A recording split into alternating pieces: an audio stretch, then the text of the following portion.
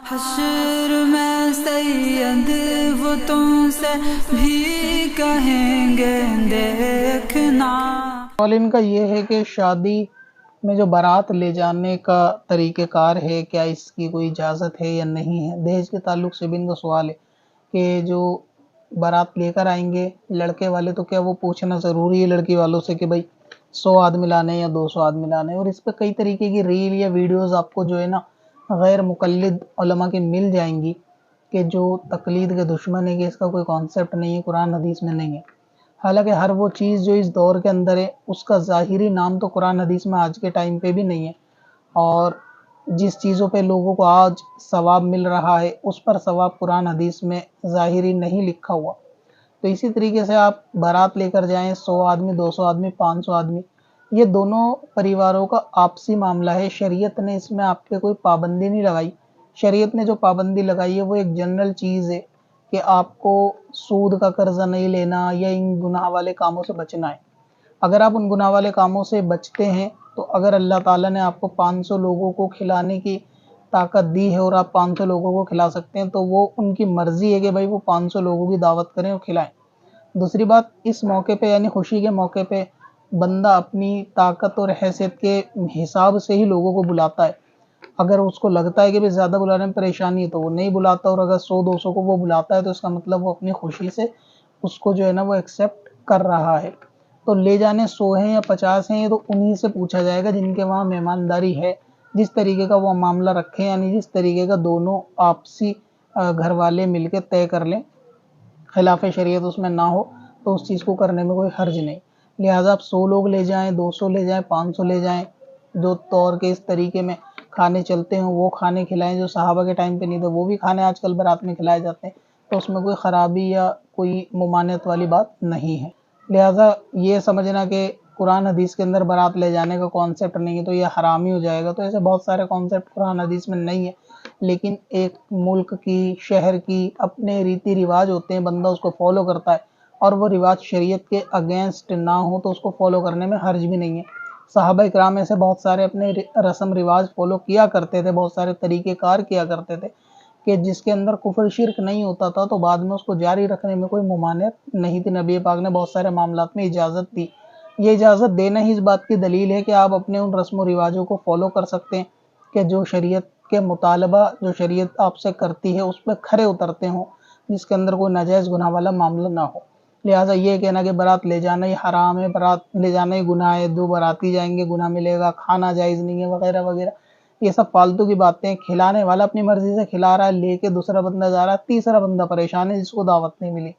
تو اس میں کوئی بھی منع کرنے ہونے والی چیز نہیں ہے۔ رہ گیا کہ باراتی کتنے لے کے جائیں گے، وہ بھی آپسی بیٹھ کر ہی فیصلہ ہوتا ہے، جس کی انہوں نے جو انتظام جتنے کو کرا ہوگا اتنے ہی لوگوں کو بلائیں گے، تو اس میں حرج نہیں ہے پوچھنے میں کہ بھئی کیا معاملہ ہے۔ کوئی اونچ نیچ بارات کے ٹائم پہ ہو جائے اس سے پہلے پوچھتے ہیں، یہ ایک مطلب کامن سینس والی بات ہے کہ ہاں بندے پوچھنے میں کوئی خرابی والی بات نہیں۔ اب اس میں بھی قرآن حدیث میں تلاش کرنا یہ تو احمقانہ باتیں ہیں، کیونکہ نئے زمانے میں بہت سی ایسی چیزیں ہیں جو رسم و رواج کے ساتھ قرآن حدیث کے اندر آپ کو نام سے نہیں ملیں گی۔ رہ گیا مسئلہ دہیج کا، تو دہیج جو ہے وہ طلب کرنا، دہیج مانگنا، چاہے وہ اشارتاً ہو یا زبان سے ہو یا پہلے سے فکس ہو، یہ چیزیں ہوں کہ جس کے اندر دہیج طلب کیا جائے، یہ جائز نہیں ہے۔ دوسری بات یہ ہے کہ اگر کوئی والدین اپنی بیٹی کو خود اپنی خوشی سے کچھ دینا چاہتے ہیں یا دیتے ہیں، مثال کے طور پر کوئی سونا چڑھایا، زیور چڑھایا، تو یہ بھی ان کا ذاتی معاملہ ہے، اس کو دینے سے بھی کوئی بندہ روک نہیں سکتا۔ اب بہت سارے لوگ ابھی کمنٹ کریں گے کہ اس میں دہیج کی پرمیشن دی جا رہی ہے وغیرہ وغیرہ۔ کی سیدھی بات ہے کہ بھئی اگر کوئی باپ ہے وہ اپنی بیٹی کو سونے کی کوئی چیز دینا چاہتا ہے تو تیسرے بندے کا رائٹ نہیں رکھا شریعت نے کہ وہ اس کو منع کرے کہ بھئی تم اپنی بیٹی کو مت دو، کیونکہ منع کرنے والا لڑکی کا باپ تھوڑی نہ ہے کہ وہ منع کرے گا، یا اس کے باپ کا باپ تھوڑی نہ ہے کہ وہ منع کرے گا۔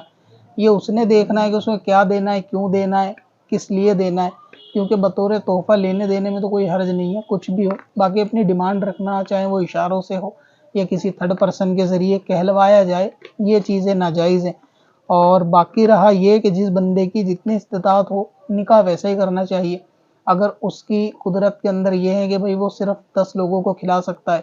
اور بیٹی کو جو ضرورت کا گھر کا سامان ہے وہ اپنی خوشی مرضی سے دے گا، تو وہ پھر 10 ہی لوگوں کو کھلائے۔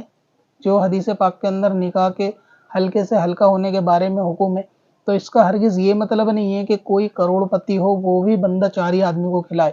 کیونکہ جیسا بندے کا معیار ہوتا ہے اس کا اٹھنا بیٹھنا ویسے ہی لوگوں کے ساتھ ہوتا ہے، اور اس کے تعلقات بھی ویسے لوگوں کے ساتھ ہوتے ہیں، تو وہ ارینجمنٹ بھی ویسا کر سکتا ہے۔ تو اگر کوئی وی آئی پی بندہ ہے، آج تک وی آئی پی دعوت کھاتا آیا ہے اور لوگوں کے وہاں جاتا آیا ہے، اور اس کے ملنے جلنے والے بھی سب وی آئی پی ہیں، تو ظاہر ہے کہ وہ پروگرام بڑا ہی کرے گا۔ اب چاہے اس میں لاکھوں روپے لگے یا کروڑوں، جب وہ خرچ کر سکتا ہے، اس پہ اتنا مال ہے کہ وہ خرچ کرتا ہے، تو تیسرے کو پریشان ہونے کی پھر بیکار میں ویڈیو دیکھ کے ضرورت نہیں کہ فلاں کی شادی میں لاکھوں خرچ ہو گیا، کروڑوں خرچ ہو گیا، یہ ہے اور وہ ہے، 10 طریقے کی باتیں۔ جس کا مال ہے، جس میں اس کی کیپیسٹی ہے، اس نے خرچ کرا، تو جس کی کیپیسٹی 100 لوگوں کی ہو تو وہ 100 لوگوں میں دعوت کرے، جس کی کیپیسٹی 4 لوگوں کی ہو اپنی حیثیت کے مطابق وہ 4 لوگوں میں خرچ کرے۔ کہنے کا مطلب یہ ہے کہ دعوت کا لینا دینا بندے کی اپنی مالی استطاعت کے اوپر ڈیپینڈ کرتا ہے کہ وہ کتنی کیپیسٹی بندہ رکھتا ہے 100 لوگوں کو کھلانے کی۔ شریعت نے اس میں منع اس کو نہیں کیا کہ وہ 10 کو کھلائے، 20 کو کھلائے۔ اسی طرح شادی کے اندر اگر وہ زیادہ لوگوں کو، علاقے والوں کی دعوت کرنا چاہتا ہے کہ بھئی چلو میرے سارے علاقے والے کھائیں، تو اس میں بھی اجر ثواب انشاءاللہ اسے ملے گا۔ کوئی یہ بھی ایسا نہیں ہے کہ مال اس نے زیادہ خرچ کر دیا، کھانے تو لوگ کھا رہے ہیں، اس میں کوئی پریشانی نہیں۔ تو یہ مسئلہ دہیج کا ہے کہ بندے نے اگر کسی کو دینا ہے تو وہ اس کی ذاتی مرضی ہے والد کی کہ وہ کیا دیتا ہے کیا نہیں۔ جس طرح طلب کرنا، مانگنے کی اجازت نہیں ہے، ویسے ہی کسی کو دینے سے آپ کو منع کرنے کا بھی دیکھا جائے تو رائٹ نہیں ہے۔ ہاں یہ ہے، اگر آپ جانتے ہیں کہ بندہ جو ہے وہ قرضہ لے کے یہ سب معاملے کر رہا ہے، سودی قرضہ لے کے کر رہا ہے، اور اس کی مالی حالت ایسی نہیں ہے اور وہ لوگوں سے ادھار لے کے کر رہا ہے، تب تو ایک انسانیت کے ناطے سامنے والا منع کر سکتا ہے، آپ کو کچھ کرنے کی ضرورت نہیں ہے، قرضہ لینے کی ضرورت نہیں ہے۔